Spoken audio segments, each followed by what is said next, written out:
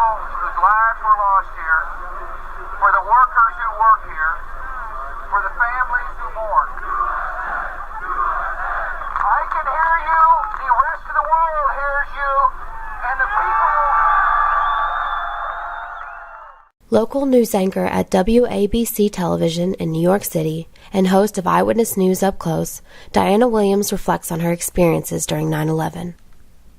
I think the thing that comes to mind is just, I was very fearful. I was fearful that day, and I was fearful for days on end afterwards, and fearful for my safety going into the city because I live outside the city, and fearful again for my children. And I remember driving in the days after 9/11, always having a plan B in my head that if something else happened, how would I grab my kids out of daycare and out of school and get them to someplace safe. That day itself was just kind of bedlam. I found out in the morning when I woke up, because I was working the 6 and 11 broadcasts, and I found out that morning, my husband woke me up and said, "Hey, something's going on." And I turned on the TV and saw that a plane had hit one of the towers, and I immediately called into work and said, "I'll be in as soon as I can get there."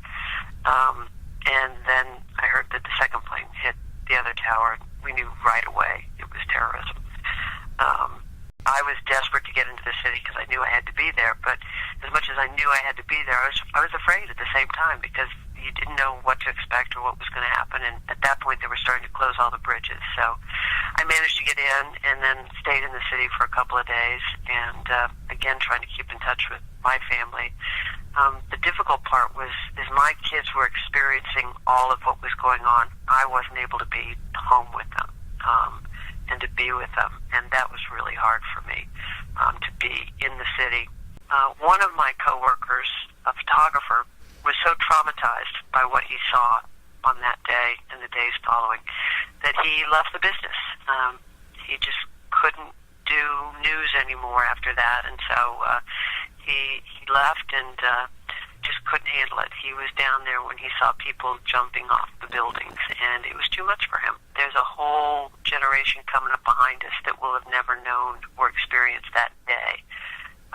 And it's so important that they understand how September 11th literally changed the country and changed the world.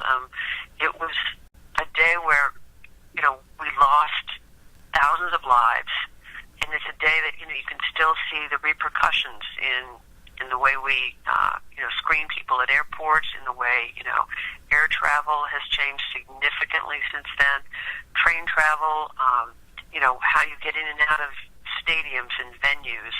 All that has changed, and it's all because of 9/11. What are your thoughts on the 9/11 Memorial Museum?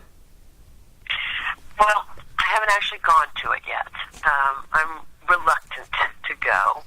I went to the museum in Washington, D.C., and I saw the memorial that they have there as part of the museum. It's up on the second floor.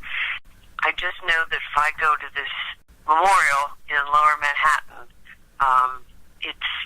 I'm just going to be bawling like a baby, and it's still too raw for me, and it is for a lot of people in New York. A lot of New Yorkers are not ready to go and relive or experience 9/11 again. Obviously we have the remembrances every year on September 11th, and that's even difficult for a lot of people. Many of us have friends who lost someone or we lost someone, so it's still really hard. And so I think most of the people going to the memorial right now are tourists or people from outside New York City, because I think they even did a poll of New Yorkers, and a lot of New Yorkers said, not going to go right away, we're going to wait and see and give it time, and most people say they'll go when they're ready, and so that's for me too. I'll go when I'm ready, and I'm not quite ready yet. All those who responded with such courage, on behalf of Michelle and myself and the American people, it is an honor for us to join in your memories, to recall and to reflect, but above all to reaffirm the true spirit of 9/11.